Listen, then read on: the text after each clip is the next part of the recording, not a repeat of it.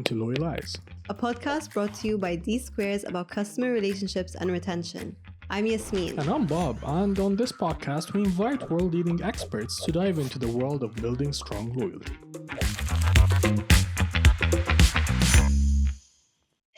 Welcome to the Loyalize Podcast. Today I'm joined by Jodie Wilson, who's the Operations Director and co-founder of Elevate.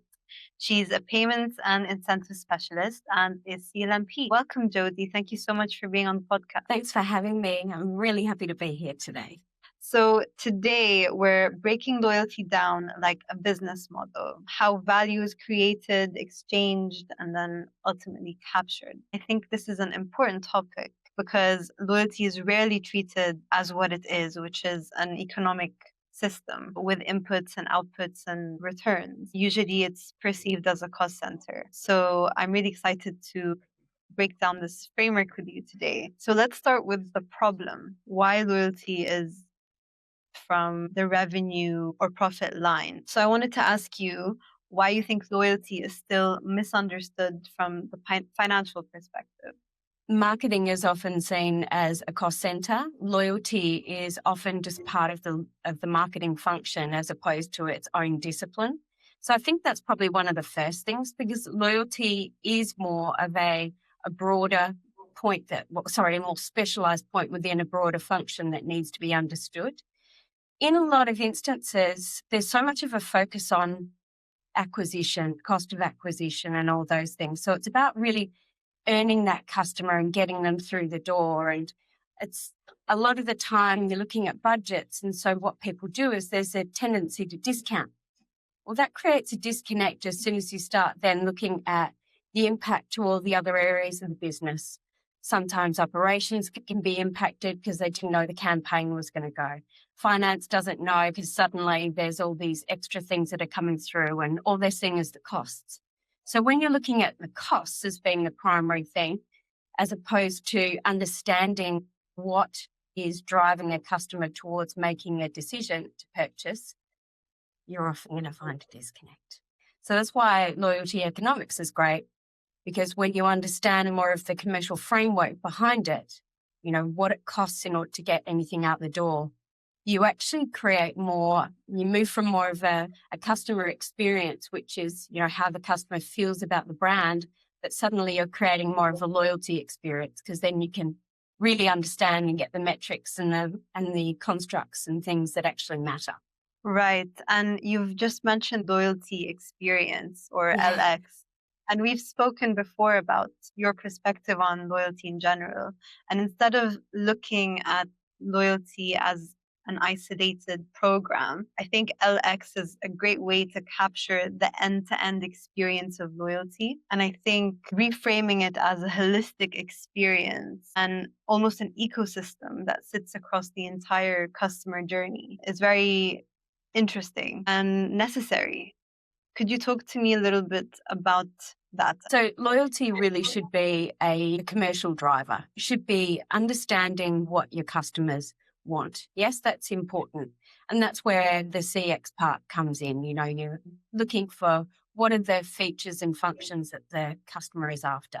But once you start then looking at stakeholder engagements to sort of find out how key people within the business feel about the customer and what is important, loyalty experience looks not only at what are the things that people want, but it's what are the problems within the business as well. So one of our clients that we've worked on, they had an interesting situation where they were a fashion business who had more event wear and sort of say that they are really focused on a female. But one of the main things that sort of came back in feedback was, you know, if you have this value attributed to them, suddenly you go on maternity leave or something, and you're not buying as many event wear dresses. And maybe your body's not the same shape anymore. And so how do you then look at that as a problem and then design features and functions that go along with it? So one of the ones that we suggested was a status hold.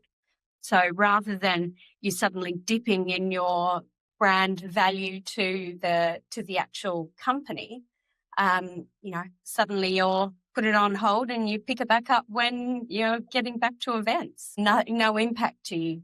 But I think that also comes down to another point, which is really important, is loyalty is often misconstrued as being, how do we make customers loyal to us? But that's not the right angle. It should actually be, how do we make ourselves more attractive to the customer?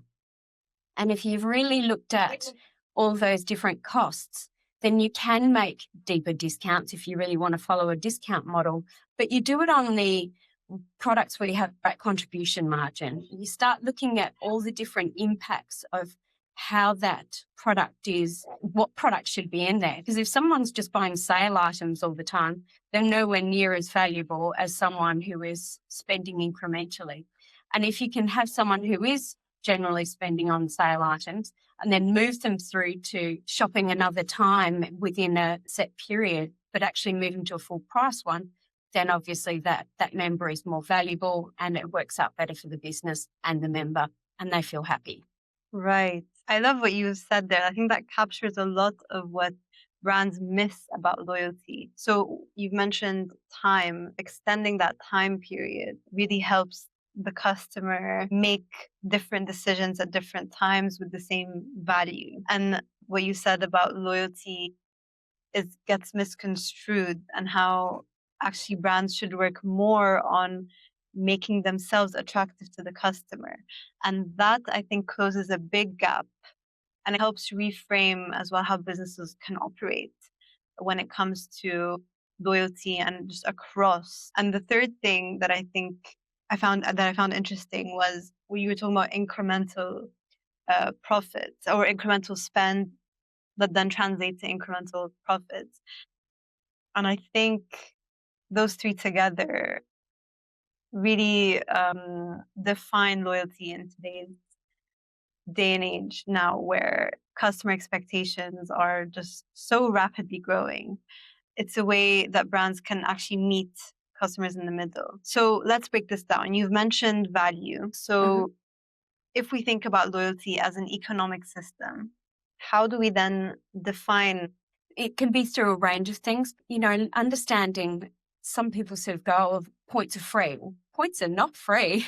There is a liability that is attached to every single point. So how does someone even get to the point of earning that point? What is the true cost of that point? If that point is then redeemed, how does that work as well? So, you look at rewards as being some way to pay out, but ultimately there's a cost with delivering each of those rewards too. So unless you can define the value and understand the core components of that value, it doesn't work as well. There's many brands that just sort of look at it and they end up going on discount all the time, trying to create those false values. Right. You mentioned earlier as well, driving change in behavior. And I think that's where a lot of brands go wrong as well, where the first thought is thinking about rewards versus thinking about what behavior they can drive. And I think also there's a point here about perceived value versus actual cost. Love it. The perceived value, if you can get that balance right, that's where the true value lies. Because especially take a special open access to a select few that are on. I went to an event that is a specialized one that they do only for their top tier of members. And that experience was so wonderful. It was a department store. And with that, they brought the people in, and it was beautiful food and champagne, and opened up the store. It was like a keys to the store type experience. And people talk about that so much because it's so valuable to them, because they feel like they're being pampered. They've got this wonderful experience. Whereas they would have kept the store open potentially anyway to, allow the cleaners on certain floors. You're only staying up on one floor pretty much. So the store was likely open anyway. But the experience that the people have, they then talk about it. That creates the same as with a hotel chain who has leftover rooms. It's much easier to use the distressed stock for a loyalty experience, and suddenly you've got customers that are so much more embedded into the love of your brand and know that you love them too. So would you say that the action we're trying to drive here is recommendations and talking about the brand or talking about their experience? Advocacy is such a huge part of loyalty. The more positive experiences and interactions you can have with a brand, it's the best marketing spend you can ever have, because all it is you've used your, you've got your brand into that person's lifestyle and love. And then suddenly they're now talking about your brand and wanting to share that experience with others. Yeah. So just to encapsulate this first step of the framework, what value are we creating and for what behavior? Definitely for retention, for the revenue uplift and all of those, understanding the breakage and the liability, driving the margin improvement. All those it facilitates the exchange. So it needs to capture each of the economics around it. Okay. And that's a great segue into step 2. So now that we've defined value, now the next question becomes how value can then be exchanged. And I think the way value is delivered and then experienced can make or break the loyalty experience as a whole. What does good value exchange actually look like, both from the brand side and the customer side? When it comes to the redemption of many, that value exchange between one, you're now going in and making that redemption within a program, how that is handled is really important. Many programs put in all of these ridiculous steps and hurdles for you to go through. And really, the more simplistic that process is, the more the customer is more likely to love that process and talk about that process. I've set up many gift card programs and things over the years, and it's amazing how many steps can be put in between that to create breakage. And while breakage can be seen as one of the financial metrics you want to put within a program, I personally don't think that it's the most positive version. It's much better to be able to, I'm not a huge fan of breakage. I think it has its role. I definitely feel that points should expire so that you can create engagement. But once someone has actually done that process, it needs to then be a really seamless and positive experience. Setting up ghost links and things like that, and any elements that just delay that by steps, because that's where UI and UX really can come into play. You can either make that a positive experience, or otherwise the member can just feel like they've been had. And I think you should always make sure that you use those steps and approaches to create a positive end interaction with the member. If they're not engaged, don't reward them. Not every member has to be rewarded as well. You can always set that up in the design. Focus on who is profitable to the program and what are the metrics that would tip them between one field and the next. Interesting. So what sort of metrics would you recommend? It definitely depends on what the industry is and category. They do have huge differences. Like an everyday shop, obviously the supermarket versus a bed retailer is going to have, you might do one every few years. So it does depend, but I think the more that you can understand the metrics of the customer, if you have a product that is only purchased once a year or once every 5 to 10 years, then you really do need to rely on advocacy. So if your redemption experience when the time actually comes is a poor one, the long lead time plus that is going to end quite poorly for you. Okay. So why do you think some programs feel valuable and then others fall flat? I think that really comes down to how well members actually understand what the program is. How many programs you're part of today, you have no idea how they even work. I know I am part of a number of programs, and being in the industry, I still don't know how they work and what value it is to me. It feels like there's just a review of how much data you can get from me. I have no personal problems with handing over data, provided there's a benefit.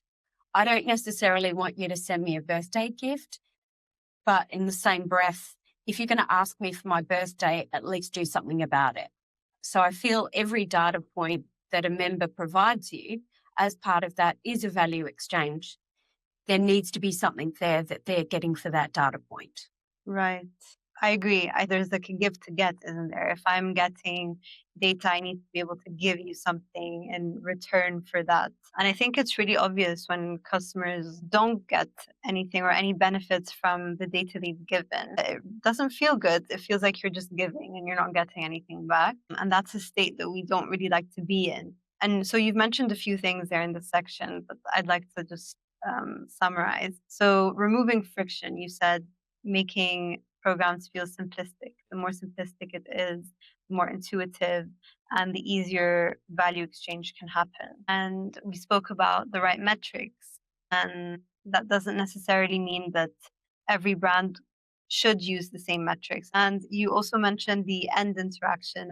And I think you're right in that actually a lot can happen from that moment and a lot of brands can capitalize on that but don't. Now, this part is probably the most overlooked part of the equation. And so we've defined value, we've exchanged it. But if you're not capturing value as a business, it just becomes an expense or that cost center that we were talking about earlier. So how can brands connect loyalty activity back to actual commercial impact? The first one is understanding each of the impacts that relate through to that item, as an example, getting out the door. So from the point of manufacturer, sending it through to the business, then getting out into the stores and being able to service that and all of the systems that all relate. Every single product should have a true cost associated with it. And then what is the margin? And then what is the actual cost that you're selling it to someone for? So unless you're really reviewing how each of those products related are, contributing to that final economic component of that product being sold, that's where as soon as you start doing marketing activity around that product, you need to understand the actual financial metrics of that product so that you can make it profitable. If it's just a spray and pray, let's get it all out there and there's a total discount off everything, then you're going to have products that you're going to lose out on. And with loyalty, you can then define different products and services and you can tailor it around what is only profitable. So it just comes down to being able to look at what is the true area of growth and opportunity. Like as an example, there are returns, in fashion, as an example, that can be a major one. That can be a huge cost to a business. You've sold the product, you've done all the right thing, you've got it out the door, but then someone's just gone and bought 3 of a particular outfit and they're always going to intend on returning 2. There's tech available now that can look at delaying the actual payment. So that could have less impact on operations for the return, less impact on finance for, having to return payments and return funds to people, bringing in that product. Whereas if the payment is actually delayed until the time that the person tries it on and says, I'll take this one, which can happen with technology today, then that can be a way to be able to address that point. So you've understood how the business works, then you've actually put in a loyalty feature that is, try with Mirror, which is a product that you can end up doing in order to make sure that you've got right to the end. And then you don't have that impact to the rest of your business. Right. While you were talking, a question was popping in my head. I wonder, what is it that draws you back to loyalty as a loyalty professional yourself and a CLMP? What's something that pulls you toward it? I love customer behaviour. That stuff is really exciting. Even just in my early telco days, I used to be more focused on prepaid mobile and getting that into retail stores. And even just the simple interaction of thinking that the normal way someone would walk into a store would be to walk in and turn right. Well, if your space was only on the left, how do you then entice that person to turn left or have a look up at that point? So looking at how that customer behaviour then can be used in order to drive that. So it might well be that you use different marketing principles, like putting little floor things on the ground so that you put little walking feet so that people suddenly go left versus right. There's different levers that you can do. And that can all relate to purchasing of a product. loyalty really comes in by that being a positive experience from that position. But then every single touch point and interaction with a brand is so important to get right. And that's where loyalty really lives. And hence why loyalty experience. Okay, so what's something that surprised you about people when looking at how they behave and using those levers like you were saying? What's something that you've learned about people or customer behavior during your career? Not too many customers are the same, that's for sure. What is important to one is completely different to someone else. Personalization is the key. And you can't just put these broad brush categories across people. There are so many people of different ages and demographics that will engage with something different. Where I don't mind, one feature, someone else will hate it. I've talked earlier about, for me, I don't like that friction that you would come through a redemption experience. Some people don't really care because as long as they get it. Some people will be driven by competition. They want to win that next tier, that next status. It depends on the brand for me. I don't need to necessarily win every time in every instance. I want to win mostly, but, not in every single interaction. Yeah, I think that's where it's interesting, where loyalty comes in, and how multidisciplinary it is. How do you make sure it lays across or behaves like an economic layer across the entire business? And yeah, that's why we love loyalty. Exactly. Got to be seamless. So seamless to the customer. Have it all in play, but they don't need to know. I mean, you might need to change the rules of your program one day because it's no longer profitable. But I don't know about you, but I much prefer someone saying, hey, this program is not profitable the way we've got it. We need to make some changes rather than trying to hide it. To conclude, to wrap up our episode, I think the brands that win are the ones that understand what behavior they're driving, how they're rewarding it, and how they're capturing value from it. But I wanted to ask you, where would you like to see loyalty in the future? Well, that's a good question. I'd like to see that loyalty is not just a specialist component. Like, obviously, we still want loyalty practitioners to be specialised, but where loyalty can be embedded across a whole business, where from every interaction that a customer might have, from the point that they walk into a store or go online or they receive a delivery or have any kind of touch point, that's where loyalty should live. It should tie all of those elements together because it truly has the opportunity to be a true asset. And that's what the loyalty experience really can be. Whereas it shouldn't be seen as a cost center if done correctly. Perfect. Thank you so much, Jodie, for your insights. And I think this simple framework, it forces us to think about loyalty end to end rather than an isolated program or an isolated campaign. So loyalty is a system that has to work commercially as well. So thank you so much, Jodie, for joining me. Thanks, Yasmin. Thanks for the opportunity.